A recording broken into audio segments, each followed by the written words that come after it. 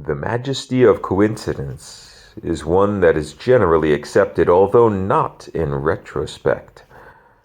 With the onset of reflection, coincidence seems a simple combination of pieces and events prone to have happened with all likeliness, not accepted as coincidence, yet rather justified as being the most probable occurrence due to the very fact of it having occurred. In the moment, though, before a person can have time to reflect, the coincidence is accepted as the will of Providence manifest in reality and splayed for all its wonder and splendor across successive moments. Perhaps it is because a person living through it does not have all the information to formulate the coincidental set of occurrences that give logical explanation.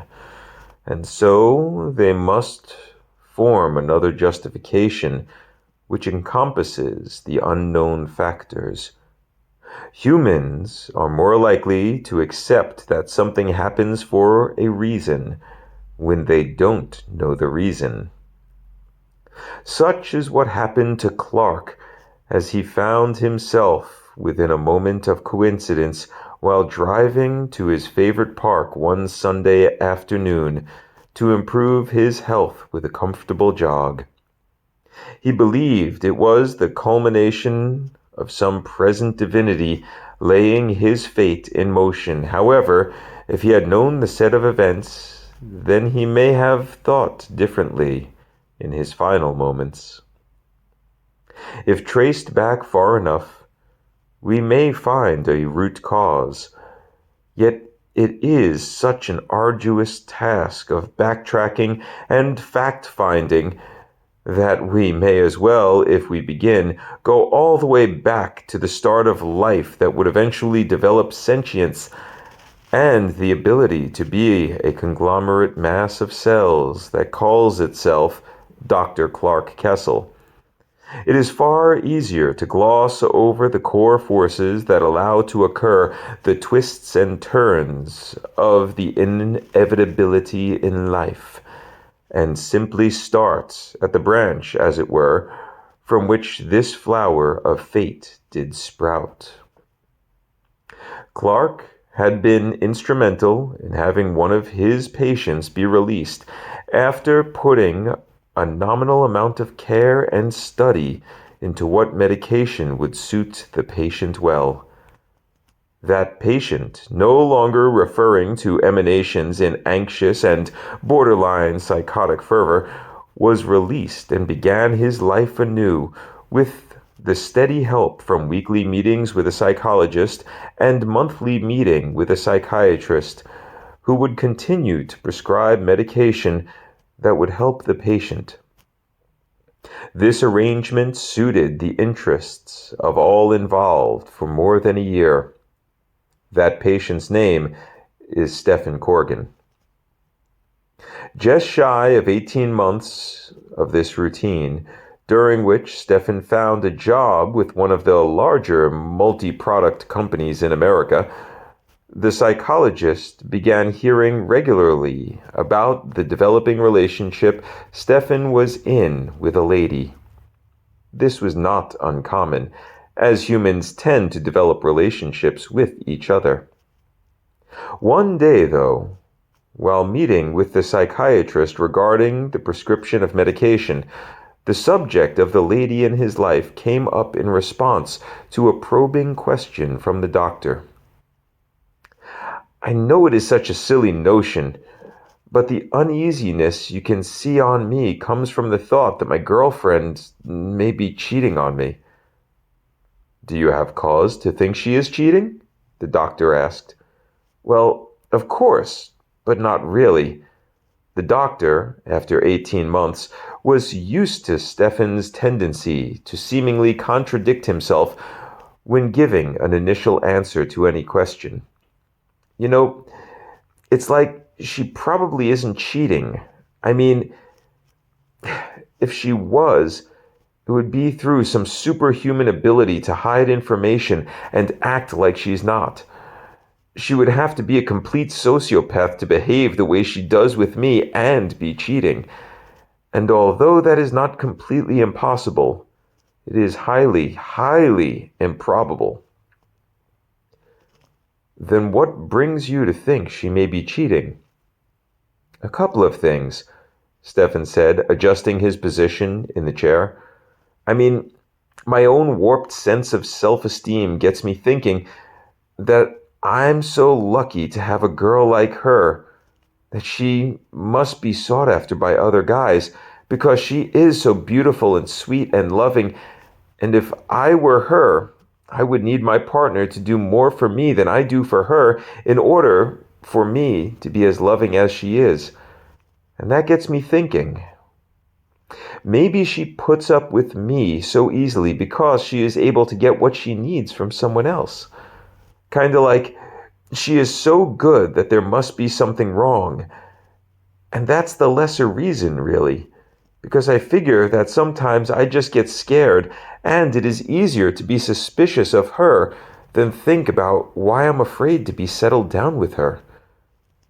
Stefan noticed the lower eyelids of the doctor slightly twitch. But the other reason, the real reason why I wonder, is what gets me down. What is that? The doctor asked. Because of what it says about who I am. You see, as near as I can figure, intimacy and sex that occurs beyond the boundaries of what is deemed moral is the most sought after kind. I'm not talking anything too far off the edge, but stuff that just barely teeters into what could be considered illicit acts of intimacy because of the probable effect it would have on another. You know? I don't understand what you're saying, the doctor pressed. It's like... Stefan looked around and waved his hands to conjure the words. When I am in a relationship, the bond can act as a shield that deflects a possible connection to another person outside of that relationship, but it does not stop the distant feeling, the primal attraction from happening. And there is something savory to feeling that attraction when it is taboo to follow through on it. I imagine husbands and wives, since the dawn of civilization, have struggled with that feeling, and the contemporary data relating to extramarital couplings kinda shows that humans crave such naughtiness and tend to satisfy that craving. Marriage is a different form of bond. What goes on between a husband and wife is different than what goes on between a girlfriend and a boyfriend. Of course, Stefan said. I'm not disputing that. In fact, that kind of plays to my reasoning. Husbands and wives have a type of bond that is different than that of girlfriend and boyfriend. And so, if the husband or wife craves the kind of bond inherent to girlfriend and boyfriend, then they may seek an extramarital coupling. Taking that even further, a girlfriend or boyfriend seeking a different bond than what they have with each other may cheat just for the rush of self-fulfillment that comes with it. It sounds like you suspect your girlfriend rather than yourself, the doctor said. I know, and that's what gets me down. The fact that if I were in her position, I would probably cheat. But the fact is, I'm not in her position. She is. And it is more than likely that she is not cheating, which means that she is a better person than I would be in her position. And then I start thinking that I don't deserve her. Do you think you are sabotaging yourself and your relationship? Maybe. But maybe I'm not meant for a relationship with her. Maybe I'm gearing myself up to make the break from her, or maybe I'm just preparing to cheat on her. Would you cheat? The doctor watched Stefan try to calculate a viable answer to the question. That is to say, if you knew you could get away with it, would you cheat? Oh no. If I knew I could get away with it, there would be no point in cheating. If I wanted the kind of comfort and stability afforded by the certainty of not getting caught, then I wouldn't stray from my relationship. It's the daring and illicit quality of the cheating that makes the cheating so alluring. Why do the dangerous act if there is no danger to it? Why do the dangerous act if there is danger to it? The doctor asked. Because of the thrill in the risk. The uncertainty, the risk, is what gets the heart pumping.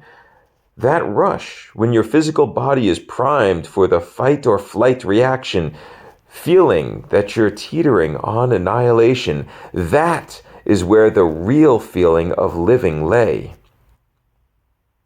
The doctor did not write onto the pad, although his hand hung on the pen.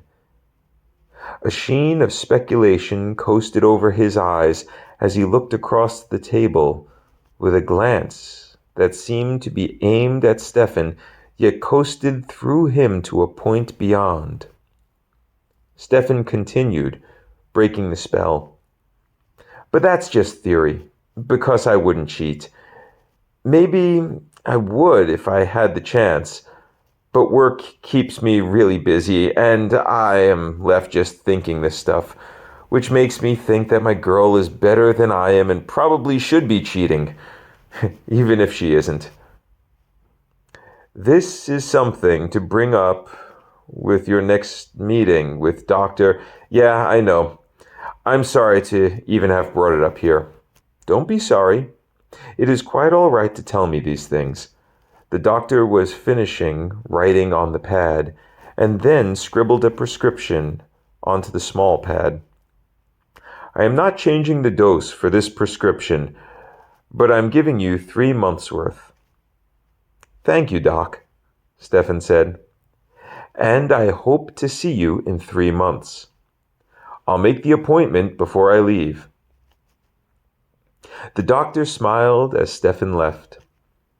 The smile slowly faded as he stared off, thinking about what his afternoon would entail in writing up reports on the clients he had seen that day, and then taking the drive home where he would have a comfortable, yet most likely silent dinner with his wife before settling in to watch an hour or two of television. He would then take his book on the Civil War into the bedroom and, after changing into pajamas and brushing his teeth, would sit up in bed and read quietly until his eyes were heavy with the lazy drowsiness that came upon him.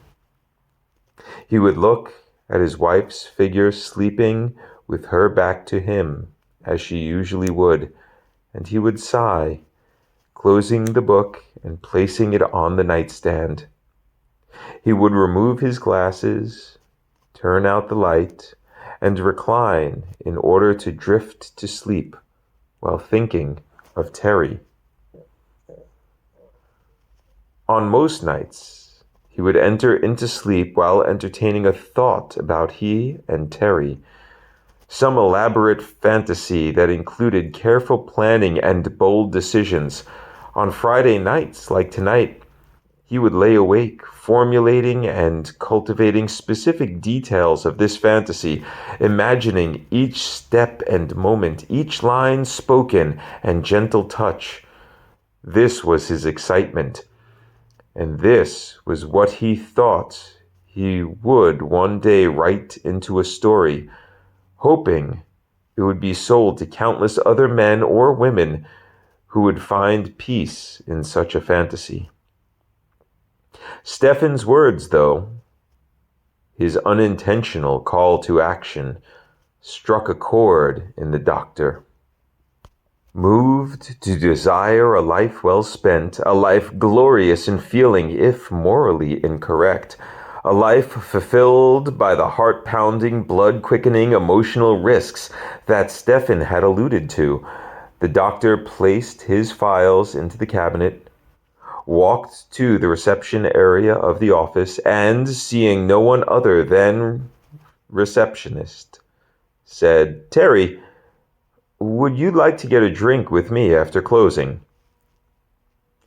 It wasn't so much the question as the deluge of action wrought by the answer that is worth mentioning. Each action precipitated by such an array of tensions and hopes that had been stimulated and developed by a mutual flirtation between Terry and the doctor through 3 years, that it is best related with generalities of description rather than giving the multiple reasons for each action and reaction. The drink led to conversation, which led to great pondering and thought on both their parts. Through the following week, the flirtation became first more conservative and uneasy, and then more elusive, then very brazen, and finally blisteringly hot and sumptuous. The following Friday found them at a different bar, talking more and touching each other gently. The Friday after that, he went with her to her apartment, and they became an extramarital couple. The day after, he felt invigorated and lively, but also very cautious around his wife. The following week, a wave of guilt overcame both he and Terry, and that Friday they discussed during lunch that they, being good people, could not continue this reckless behavior. They vowed to refuse to give in to such temptation again, and do everything they could to remain professional in the office. So, of course, they made love in the office that evening. Uncertain as their situation was, the passion made the moments theirs, and their unity was a satisfaction that had been missing from their lives. The sheer vivaciousness of the sex was enough to please any couple, but the playful meandering around the times of sexual expression produced an urgent and formidable desire that could not be ignored. With a near perfect syncopation, they ebbed and flowed the passion between them. So the pursued would, in the next week, give chase, until both reached a point of insurmountable guilt that would make them swear that they were done with the foolish display of adolescent amorousness, and then, reluctantly turning away from the other, their viscerally driven magnetic connection would compel them back together, and the entire sweaty cycle would begin again. By the time 3 months of the affair had passed, and when Stefan returned for his next appointment, there was no end in sight for the couple. They blissfully could find no logical way to shut and seal that which contained their love. Signs of this agitation could be seen by the discerning eye that may have been familiar with either, and luckily, if you believe in such notions, the doctor's wife was unfamiliar with Terry enough so that she mistook the anxious glances and fidgeting as stemming from the workload at her husband's office. She sat in the waiting area, glancing passively at the television, and turned to see Stefan enter and approach Terry. She noticed the eyes of her husband's receptionist darting her way before quickly looking away, and a certain uneasiness in her smile as Stefan was told to take a seat. Grabbing a magazine, Stefan sat facing his psychiatrist's wife and slightly nodded while smiling earnestly. Before he could begin reading the random article he had opened to, she spoke. "I hope you don't mind if I speak with him quickly before you. You see, he's my husband, and I wanted to speak with him about plans for this weekend." "Oh, by all means, please," Stefan said purely. "I just need a refill on my prescription, really." She thanked him for his understanding, but Stefan felt like he did not really understand. and so asked a question.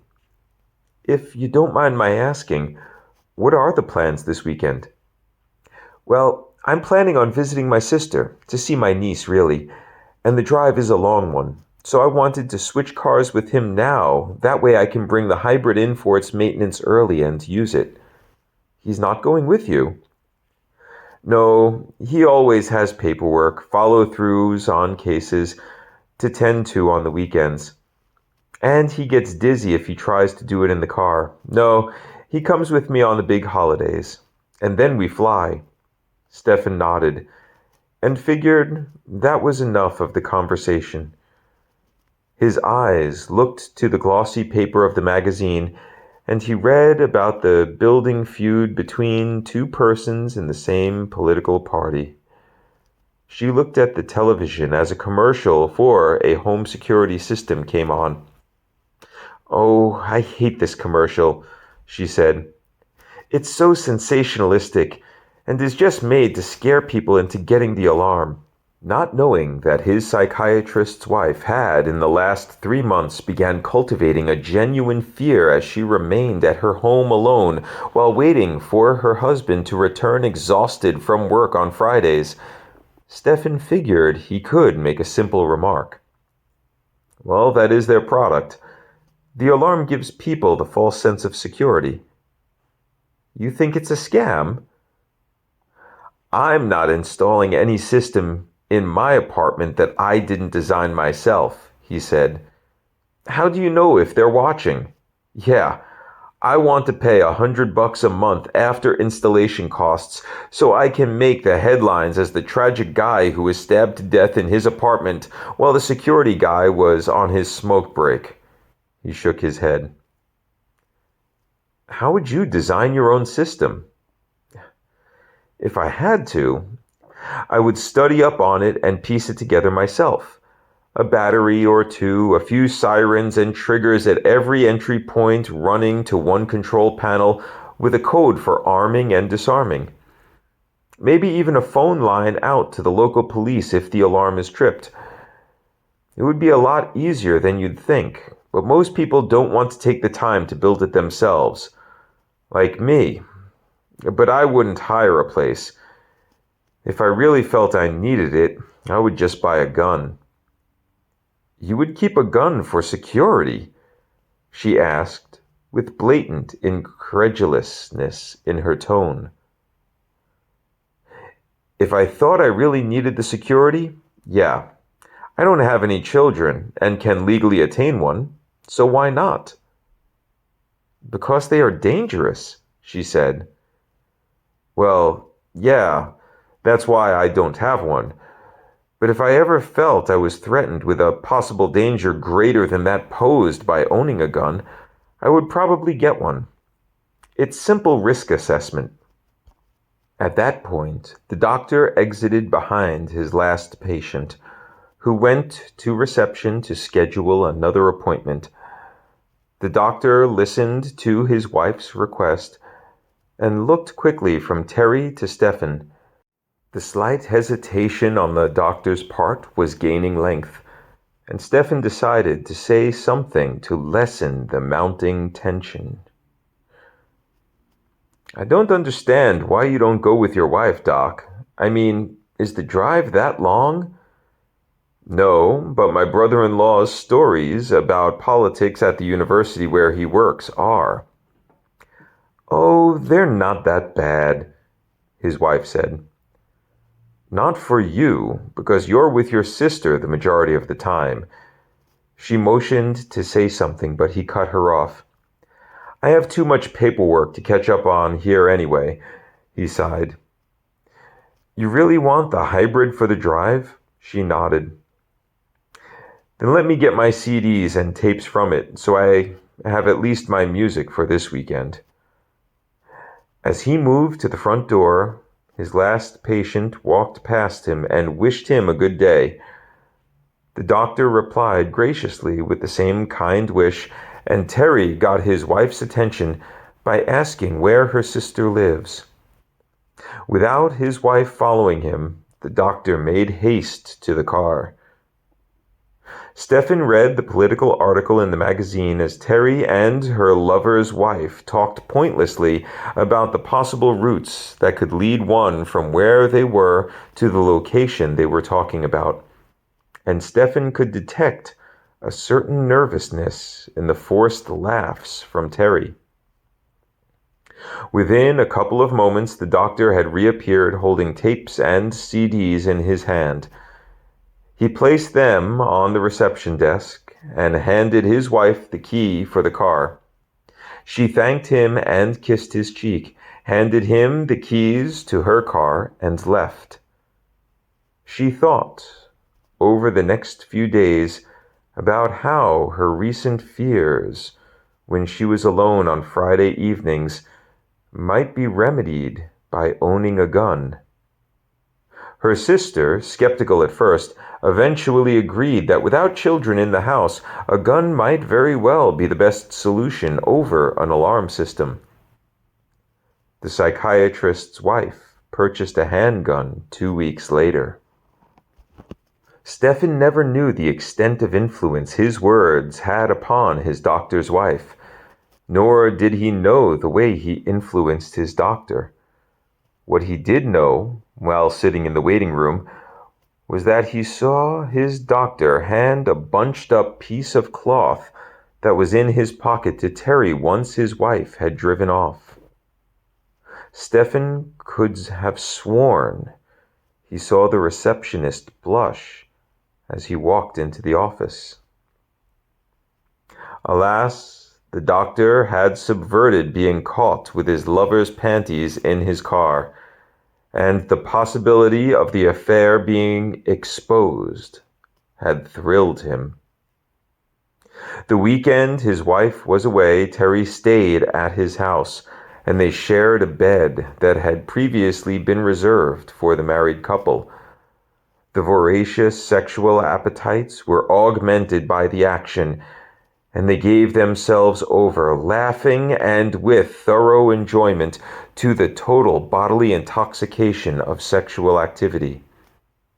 In their delusional haze brought on by such enjoyment, they overlooked that the neighbors, perhaps having nothing better on which to spend their time and attention, noticed the woman other than the psychiatrist's wife arriving in the night and not leaving until the following day.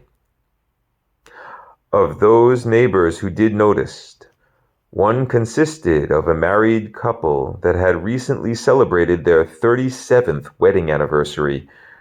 The female in that family unit had made the earnest request that the psychiatrist's wife remove a large overhanging branch that would cast a shadow upon the family dinner she hosted in her backyard.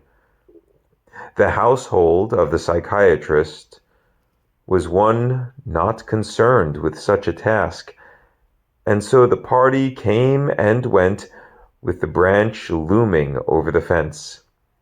This bothered the neighbor's wife, and upon seeing the other woman with the psychiatrist one weekend, she took some delight in having a bit of volatile information that could be held over the woman who left the shadow of a branch hanging over her fence. It began about 2 weeks later, when the neighbor finally decided to ignore her husband's statements that she should stay out of it. With a full complement of ethically lofty thoughts, she began slipping small insinuations into the tiny conversations she had with the psychiatrist's wife, lambasting men in general, then men of a certain age, then married men, extolling their virtues less than their shortcomings, and always looking the psychiatrist's wife square in the eye while making clear how lecherous males could be. It took more than 2 months for the message to get across, and even then it was communicated as a haunting suspicion on the part of the neighbor, which the psychiatrist's wife dismissed as delusional at best and downright vindictive at worst. Still, she could not let go of the notion without confirmation from her husband. It wasn't what he said, but how he said it that tipped her off. His denial was not pure. It lacked a certain good humor that she would have expected if he was not cheating. Worse still, there was nervousness in his voice and eyes, very indicative that he had indeed done what she suspected of him.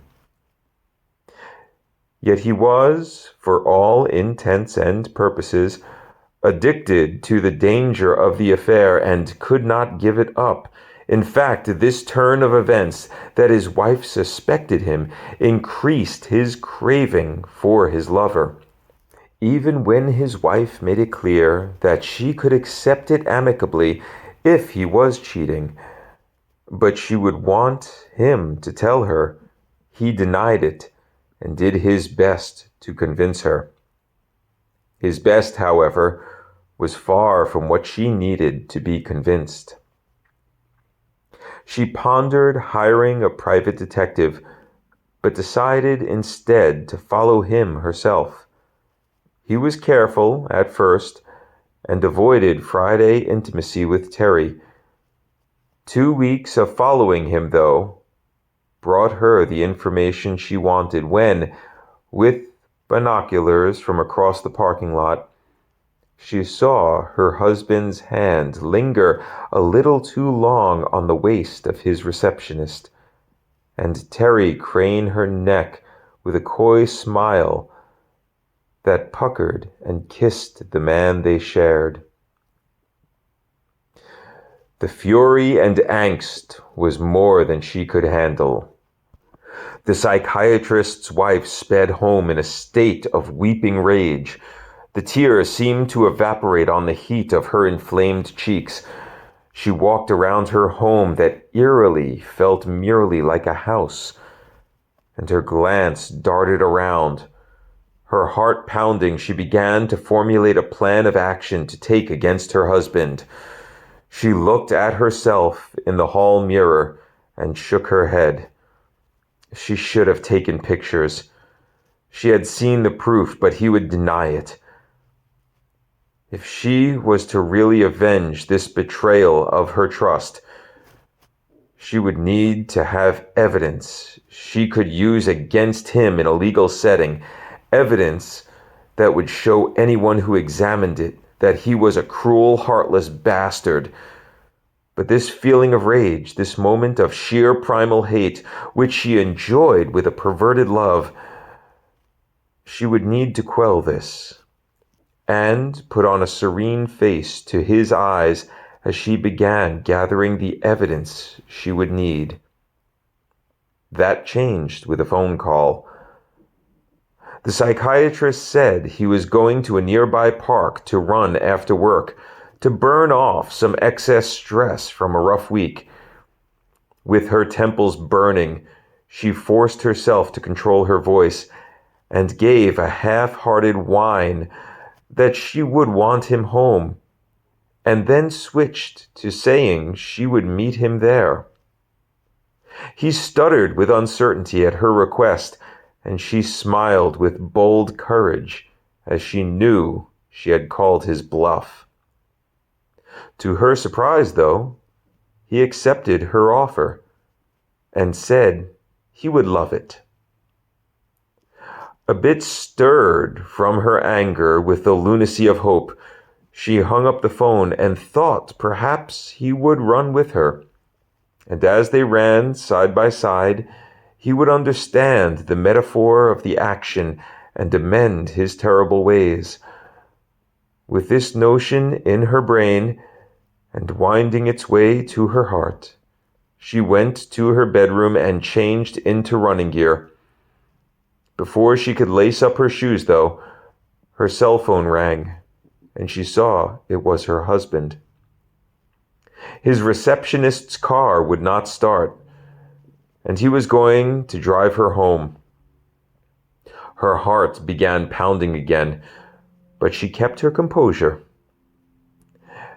She told her husband to bring her to the park, and she would donate her own car for the receptionist's use while repairs were being done.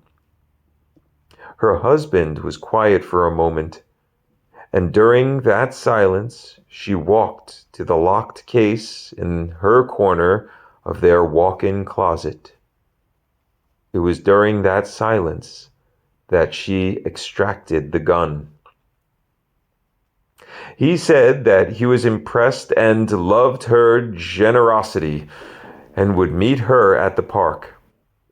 She loaded the gun after she closed her phone.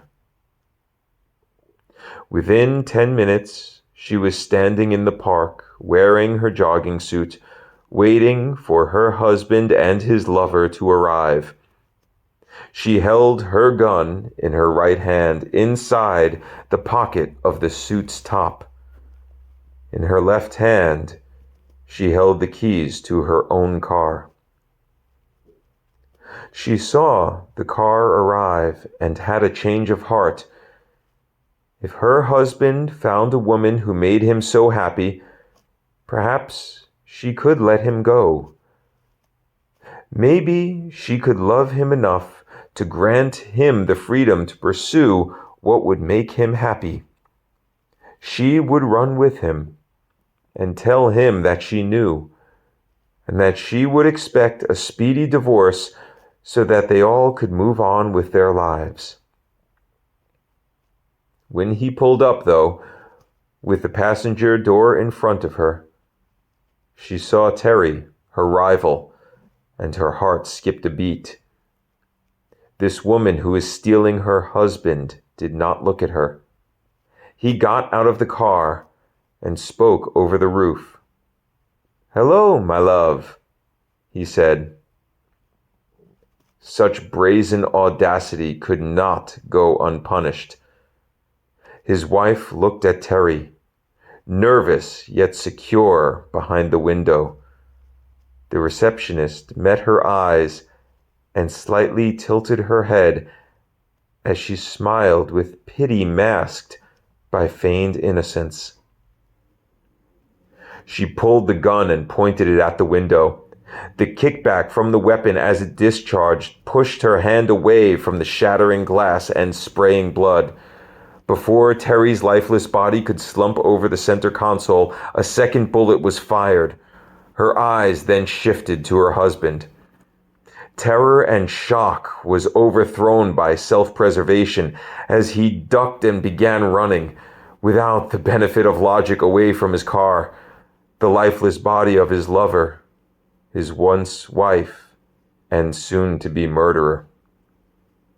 She fired once in his direction and missed, but the second bullet got him. She walked around the hood of the car and began hitting her husband on the back of the head with the handle of the gun. It was during one of the swings when she recognized her own voice screaming and the cool tears streaming along her face that she decided he had suffered enough, and that she had suffered enough also. Across the parking lot, Dr. Clark Kessel, who watched this tragedy unfold, had no idea how his actions had been instrumental in causing it to occur. All he could think of was the searing pain that was causing his body to go numb. All he could believe was that there was some reason of which he was not aware, that he was dying from the bullet in his heart that had come from the gun of the woman who shot herself.